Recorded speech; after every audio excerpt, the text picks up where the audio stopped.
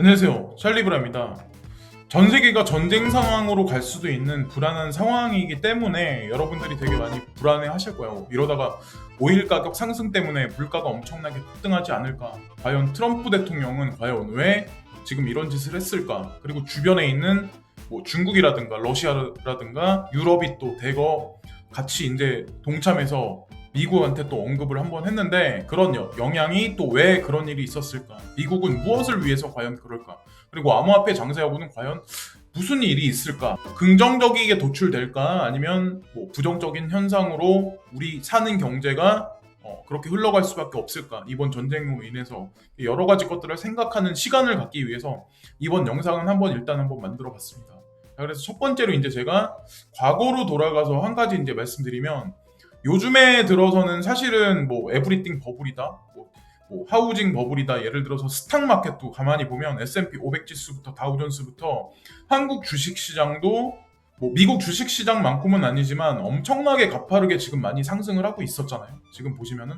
근데 전 세계 보면은 주식시장에 들어가서 이게 사실 유통된 어떤 그 양에 관해서 일단 노랜 그래프가 말씀드리는 거고, 또 하나 이제 중요한 게 실질적인 S&P 500 지수의 상승 흐름은 파란색 그래프를 지금 나타내고 있는 거거든요. 근데 여기 보시면 닷컴 버블이 한참 예전에 있었을 때, 그때가 2000년도까지 가면서 닷컴 버블이 엄청나게 있다가 주식시장이 급격하게 빠지면서 많은 자금들이 주식시장에서 빠졌죠. 그리고 두 번째, 서브프라임 모기지 사태가 발생됐을 때 미국을 중심으로 해서 여러 가지 하우징 마켓이 이제 붕괴되기 시작을 했었죠. 근데 지금 현재 상황이 극도로 위험한 게 아마 여러분들 아시겠지만 일반적인 월급 생활자가 월급을 꼬박꼬박 한 달 한 달 모아서 집을 10년 동안 아무리 쎄빠지게 일하고 아무리 저축을 한다 해도 살 수 없는 그런 형국으로 갔고, 지금 집에 투자되어 있는 많은 돈들은 사실은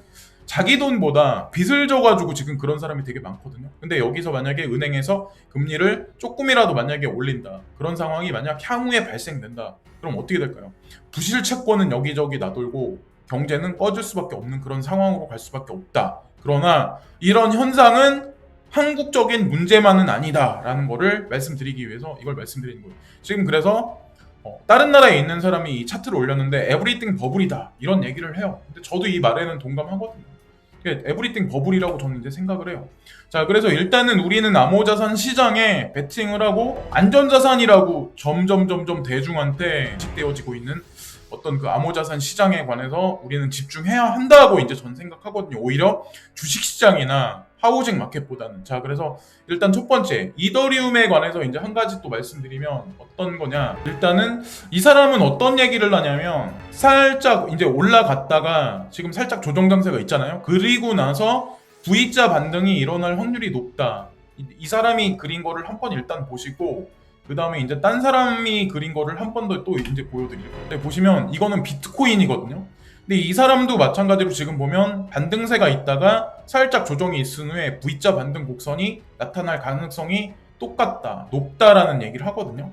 근데 사람들이 얘기하는 게 공통적으로 얘기하는 부분이 있어요. 그래서 이제 저도 원래 차트로는 잘 얘기를 안 하는데 차트적인 관점에서도 이제 보기 위해서 한번 말씀드리고, 이오스도 이상하게 이 차트를 그린 사람도 또 다른 사람이거든요. 근데 이 사람도 마찬가지로 지금 보시면 공통되게 얘기하는 게 여기서 조정 장세가 좀 있다가 한동안 있다가 이제 V자 반등 곡선으로 강하게 치고 날아갈 거다라는 얘기를 해요. 그래서 다음 주에 어떤 장세가 펼쳐질지 모르겠지만 저 같은 경우도 여기서 계속해서 랠리가 펼쳐질 거라고 희망회로는 일단은 안 돌리고 있거든요. 그래서 이것도 어디까지나 이제 개인적인 생각이긴 하지만, 그리고 이더리움 같은 경우도 이 사람도 마찬가지로 공통되게 지금 얘기하고 있는 게 여기 보시면 단기적인 상승세가 있을 수 있지만 또 한 번 이렇게 하락세가 있다가 그 다음에 V자 반등 곡선이 나올 확률이 높다. 이 사람도 공통되게 다 이런 얘기를 해요. 그래서 폭락하기를 바라는 건 아닌데 어쨌건 여러 사람들이 이런 얘기를 한다는 얘기는 조심조심해서 나쁠 게 없다라는 의미를 강조하기 위해서 이제 제가 말씀드린 거고, 지금 이제 이 영상에 이제 본론으로 들어가서 다음 주에 전 세계 정치 경제 문제 상황에 있을 수 있는 일에 관해서 이제 한번 논해보자라는 의미에서 제가 기사 몇 개를 캡처했는데, 이란의 종교 도시 모스크에 붉은 깃발이 드리워졌다. 피해 전투가 임박했다. 뭐 이런 식으로 얘기해요. 피해 전투가 임박했다. 이런 식으로 얘기한 건 이란의 종교 지도자들이 나서가지고 지금 모스크에다가 붉은 깃발을 걸어놨대요. 붉은 깃발을 걸어놨다는 의미는 사실은 절대적인 항전 의지를 보였다고 어떤 그렇게 기사들이 많이 나오더라고요. 근데 또 웃긴 건 트럼프 대통령이 이란 공격 시에 이란 내에 52곳을 공격하겠다. 뭐 이런 얘기까지 공포 분위기를 엄청 조성해요. 그러니까 이란하고 미국하고 지금 전 세계 공포 분위기를 조성하면서 오일 가격이 치솟고 여러 가지 어떤 그 불안한 상황이 계속 연출되고 있는데 미국에서 또 한마디로 또 이제 그런 얘기를 해요. 솔레이마니를 사망시킨 거는 이제 드론으로 공격해서 이제 사망하게 만든 거는 사실은 9.11 테러 악몽이 미국에 임박할 수도 있기 때문에 솔레마니아가 원래는 백악관 보좌관, 안보 보좌관을 뭐 공격하려고 외국인을 공격하려고 했다. 그래서 방어하기 위해서 정당성을 부각하기 위해서 이런 매스컴에 이런 거를 또 내기 시작을 해요. 고위 당국자, 미국인 수백 명 살렸다. 솔레이마니 제거는 암살이 아니다. 이런 식으로 정당방위다. 정당성을 주장을 해요. 근데 이란이나 중동에서 바라보는 또 시각은 또 틀리거든요. 근데 모르겠어요. 저 같은 경우는 자작극이라는 생각을 한편으로는 하고 있거든요. 여태까지 그런 일이 되게 많았기 때문에. 그리고 이제 또 하나가 중요한 게 왜 중국이 가만히 있냐라고 이제 저도 이제 한편으로 되게 생각을 했었는데 아니나 다를까 또 한마디 하기 시작해요. 중국 왕위가 이란하고 프랑스하고 러시아 외무장관하고 통화를 했어요. 왜 이 사람들이 통화를 했을까? 미국의 무력 사용을 반대한다. 그러니까 이게 사실은 오일하고도 되게 깊숙하게 관련이 있거든요. 왕이 대화로 문제 해결 촉구한다. 중동 긴장, 혼란을 가중시킨다. 이란 외무장관 미국 심각한 결과 나올 것, 보복 시사. 그러니까 한 발자국도 본인들은 물러나지 않겠다. 중국하고 프랑스, 러시아와 유엔 안보리 이사국 책임 강조하면서 이 사람들이 유엔 안보리 이사국에다가 본인들의 어떤 성명서를 지금 제출해서 그게 어떻게 될지에 관해서도 이제 다음 주 중에 나오지 않을까라는 생각을 합니다. 근데 또 하나 이제 중요한 게 이란에 국한된 얘기는 아니라는 거지. 사실은 이란의 어떤 그 핵심 군 장성을 공격을 해서 사망시킨 거긴 하지만 이라크하고 시리아하고 그 주변에 있는 많은 무슬림 국가하고도 사실은 상충 관계가 있는 정치 경제적으로 엮여 있는 그런 무슬림 종교적인 집단이기 때문에 이들이 만약에 민중 봉기에서 일어난다면 그것도 또한 미국한테는 단기적인 어떤 중장기적으로도 그렇게 긍정적이게 흘러가지 않을 가능성도 있다고 보거든요. 왜냐하면 이란 같은 경우가 군사력도 군사력이지만 핵탄두를 또 가지고 있어. 근데 백그라운드가 또 무슬림이 만약에 일어난다면 이거는 또 자칫 잘못하면 종교전쟁? 그러니까 어떤 분들 같은 경우는 세계의 3차 대전이 일어나는 게 아닐까라고 그런 말씀도 하시는데 제가 봤을 때 지금 시기가 거기까지 갈 시기는 아닌 것 같고 자 아까 중국이 앞에 나서서 뭐라고 발언을 했고 거기 EU가 또 있었어요. 유럽이 또 있었죠. 그리고 또 거기 러시아가 있었어. 그들이 왜 그러냐면 사실은 이란한테 많은 석유를 받아들이는 나라가 사실은 중국이란 나라예요. EU가 두 번째고 이 두 나라가 사실은 이란한테 가장 많은 수입을 하는 나라예요. 그러니까 당연히 앞에 나가가지고 이란을 건드리지 마라 이렇게 주장할 수밖에 없죠. 거기다가 더 나아가서 왜 미국에서 지금 이런 식으로 태클을 걸었냐, 왜 지금 타격을 하냐, 뭘 위해서냐. 사실은 예전에 이제 인섹스라는 거를 유럽에서 4, 5년 전부터 준비를 해가지고 이란하고 석유 거래를 하는데 유로를 지급해주고 유로를 또 유통시키려는 그런 체인망을 송금 시장에 관해서 이 인섹스를 만들었는데 원래는 이란에다가 지급 결제를 해줄 때 스위프트, 그러니까 달러 결제 체제를 원래 스위프트 라인을 원래 사용을 했었거든요. 근데 얼마 전에 인섹스를 그거를 상용화 시켜서 그 체인 연결을 시켰는데 거기에 또 러시아가 또 참여를 해. 거기 독일하고 프랑스가 또 연결이 돼 있어. 그들이 진짜 노리는 건 뭘까? 딱 여기 딱 대충 대답이 나온다고 생각해요. 해답이 인섹스. 결국 그들이 노리는 거는 이 연결고리망을 끊기 위한 어떤 하나의 작전이지 않을까라는 그런 생각을 하는 거죠. 러시아가 여기 보시면은 인섹스에 조인했다 이런 얘기도 있죠. 그러니까 사실은 이게 중국이 이란에서 석유를 많이 대거 사들이긴 하지만 정치적인 문제로서 사실은 러시아하고도 엮여 있기 때문에 미국에서 어떤 식으로 나올지는 그거는 미지수라고 저는 이제 생각을 해요. 왜냐면 그게 쇼잉일 수도 있다는 생각을 저는 이제 한편으로는 하거든요. 원래 이제 항상 그래 왔지만 트럼프 행정부에서 하는 어떤 그 정치적인 노선이 항상 그래 왔잖아요. 강하게 너 죽여버린다라고 막 이렇게 막 강하게 막 그러다가 한 발짝 뒤로 물러나면서 본인의 의도를 이제 간접 우회적으로 딱 이렇게 살짝 해서 베네핏을 살짝 취하는 어떤 그런 스탠스를 항상 취해왔는데 이번에도 한편으로는 그런 게 아닐까. 사실은 엮여 있는 게 제가 이제 개인적으로 보기에는 독일하고 러시아가 이 지금 러시아에서 독일로 전송된 이 가스관 노드스트림 2라는 이 프로젝트가 있는데 이것도 사실 인섹스하고 엮여 있거든요.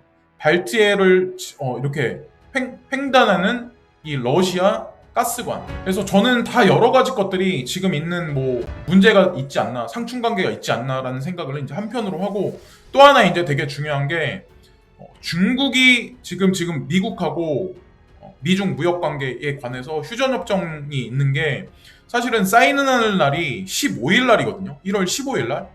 그럼 만약에 이 사태가 다음 주까지 안전하게 만약에 평화 협정 쪽으로 만약에 가지 않을 경우에는 중국에서 안보리에다가 상정을 했기 때문에 불만에 관해서 이제 미국의 공격에 관해서 불만을 토로하는 어떤 그 의견에 관해서 상정을 했기 때문에 그것으로 인해서 1월 15일 날 미중 무역 갈등이 파기되면서 뭔가 전 세계 경제의 불안 장세가 또다시 드리워지지 않을까라는 생각을 또 한편으로는 해요. 한 달 전, 한두 달 전까지, 한 달 전까지만 해도 트럼프 행정부하고 중국 정부하고 이런 식으로 서로 이제 오가면서 피 튀기게 싸우고 막 이랬는데 관세가 어쩌는 이런 식으로 해서 잠시 휴전협정이 있었는데 그것도 또한 만약에 수면 위로 올라와서 불거지기 시작을 하면 전 세계 주식시장이나 하우징 마켓이나 전반적인 상황이 어떤 식으로 갈까? 그게 아마 제가 봤을 땐 연결돼 있는 관전 포인트가 아닐까라는 생각을 합니다. 한편으로. 그래서 트럼프 행정부가 진짜로 원하는 게 뭔지 그 의도를 우리가 한쪽 편은 생각을 해보면 오일가 상승으로 인해서 전 세계 인플레이션을 조장하는 게 아닐까라고 그것도 한번 또 추측을 한번 해봐야 된다고 이제 전 생각을 하거든요. 왜 제가 이제 그런 생각을 했냐면 미국에서 의도적으로 1월 14일까지인가 레포리지 금리를 지속적으로 지금 상승하고 있는데 단기 유동성 자금을 지속적으로 시장에 풀어서 주식시장을 계속 떠받치고 있는데 그 약속된 기간이 1월 14일까지예요. 그러면 어떻게 될까요? 그것으로 인해서 주식시장이 올라가고 힘이 발휘되는 게 시장에 바로 여파가 전달이 돼야 되는데 인플레이션이 만약에 일어나지 않는다면 정부에서 추진하는 정책에 반대되는 어떤 그런 그러니까 경제 현상이 일어날 수밖에 없거든요. 극도로 사람들이 가장 싫어하는 게 사실은 제가 그랬잖아요. 스태그플레이션이다. 그런 말씀을 드렸잖아요. 그래서 지금 현재 억지로 인플레이션을 만들어내는 게 아닐까라는 생각을 한편으로 합니다. 인플레이션은 전 세계 경제에 물가를 오르게 하고 그것으로 인해서 정부는 국민한테 좀 더 많은 세금을 뜯어갈 수 있고 국민들은 또 한편으로는 이런 생각을 또 할 수 있죠. 월급은 늦게 오르고 인플레이션으로 세금은 안 느는 셈. 그래서 기업들 같은 경우도 그래서 우리도 물건 파는 거에 가격을 인상해야 되겠다. 왜? 이참에 석유 가격 올라가니까 모든 물품 가격을 다 올려야 되겠다. 그러니까 중간에서 샌드위치 되는 서민만 여기 치이고 저기 치이고 노예 같은 삶은 계속 지속적으로 계속 이어가고 지금 현재 이런 상황이라는 거죠. 근데 정부에서 저는 그런 생각을 하거든요. 인플레이션을 지금 요하는 게 아닐까라는 생각을 이제 한편으로 하거든요. 인플레이션을 왜 요하냐면 제가 이제 개인적으로 생각했을 때는 정부 입장이라는 거죠. 이거는 인플레이션을 요하는 거는 물가가 상승되고 경기도 상승된다. 이게 정부에서 궁극적으로 원하는 거예요. 그러니까 뉴 노멀이라는 거에 관해서 제가 어필해서 예전에 말씀드린 적이 있는데 사실은 지금 디플레이션을 걱정하는 거는 정치 경제 학자들은 이런 얘기를 지금 많이 하죠. 물가가 지금 떨어지고 있다. 정책 이반자들도 물가가 떨어지고 있다. 그리고 경기는 다운된다. 이런 얘기는 이 사람들은 잘 안 해요. 그러니까 우리가 뉴스 보면은 그런 얘기를 되게 많이 하잖아요. 경기는 상승하고 있다. 경기는 좋아지고 있다. 근데 제가 항상 말씀드리는 거 있죠. 이거는 국민 입장이야. 국민이 바라보는 입장이야. 물가는 상승하고 있고 경기는 하강하고 있다. 이게 원래 진짜 정답 아닌가요? 이게 정답 아닌가요? 저는 이게 정답이라고 생각을 하거든요. 그러니까 제 논리가 정답이라는 말이 아니라 여러분들도 똑같이 생각을 할 거야 아마. 내가 일하고 있는 업장이 잘 돌아가나요? 경기가 꺼져가고 있고 물가는 올라가지 않나요? 김밥 천국 김밥 가격은 계속 올라가고. 그래서 스태그플레이션이라고 만약에 나오면 이거는 제가 예전에도 말씀드렸지만 이거는 정부 입장에서 노답이라는 거지. 이거는 유동성을 풀어도 안 되고 유동성을 줄여도 안 돼요. 그러나 인플레이션이라고 만약에 이 기조를 만약에 트럼프 행정부에서 만들면 연준에서 어떤 조치를 취할 수 있냐면 향후에 금리를 예를 들어서 금리를 올릴 수가 있어. 그럼 만약에 정부에서 억지로 인플레이션이다. 전체 지금 전 세계 경제가 인플레이션이다. 우리나라도 경제가 인플레이션이다. 집값 상승한다. 경기는 좋다. 물가도 오른다.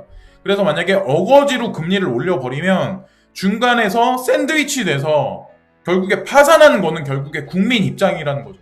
무슨 말씀인지 아시겠어요? 그러니까 정부 입장에서 바라보는 인플레이션하고 우리가 바라보는 어떤 지금 현재 경제 상황하고 틀리다는 거죠. 이게 매칭이 안 된다는 거죠. 제가 이제 항상 말씀드리지만 이게 세계가 동시에 이루어질 수 없기 때문에 뉴 노멀이라는 말을 되게 사람들이 지금 되게 많이 하거든요.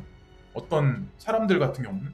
근데 저도 뉴 노멀 시대가 지금이 아닐까라는 생각을 합니다. 또 하나 이제 먹고 살기 되게 힘들어지면서 전 세계 불황 장세가 극도로 좀 올라가는 게 아닐까라고 이제 제가 한편으로 이제 뉴스를 보면서 한 가지 찾아낸 게 뭐냐면 이거 아마 이 뉴스 아마 다들 보셨을 거예요. 이게 긴급 뉴스인데 멕시코에 6.5 지진이 발생했어요. megxico? 남미? 지진 계속 발생하는 데 아니야. 근데 가장 중요한 건 뭐냐면 여기서 조금만 위로 올라가면 거기가 어디냐? 캘리포니아 쪽이에요.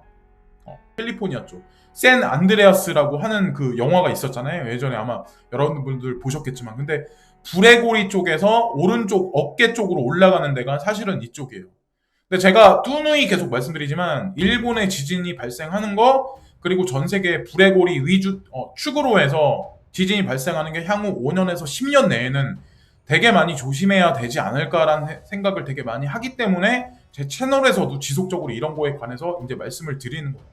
사실은 이런 것도 알고 보면 암호화폐랑 연결 관계가 분명히 있긴 하거든요. 제가 이제 그런 거에 관해서는 언급은 다른 영상에서 다음에 이제 하긴 할 건데, 인플레이션이 이제 극도로 오일 가격이 상승해서 인플레이션이 발생하는데 거기다가 에그플레이션까지 발생할 가능성이, 그런 것도 이제 한편으로 생각을 해봐야 되는 게 왜 그러냐면 이게 호주거든요.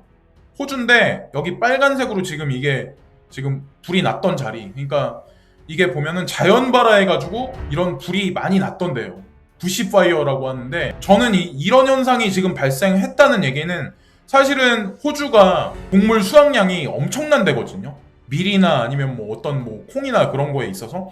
근데 얘네도 마찬가지로 이렇게 부시파이어가 지속적으로 엄청나게 많이 일어났다는 얘기는 사실은 우리가 그렇게 봐야 된다고 저는 생각을 하거든요.